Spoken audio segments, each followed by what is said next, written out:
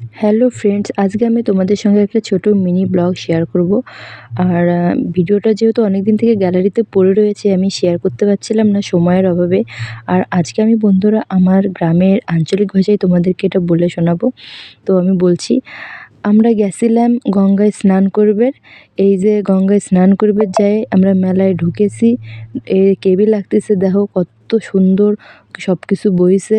তো এই দিনকে আমার কাকা শ্বশুর মরে গেছিল, তাই আমরা গেছিলাম গঙ্গায় স্নান করবে। গিয়ে একটুখানি মেলায় ঢুকছিলাম। এবার তোমাকে সেইটা আমরা দেখাচ্ছি, দেখো কেমন লাগতেছে। তো যাই হোক, এই ভাষায় আমি খুব একটা অভ্যস্ত নই, যদিও এটা আমার শ্বশুরবাড়ির আঞ্চলিক ভাষা।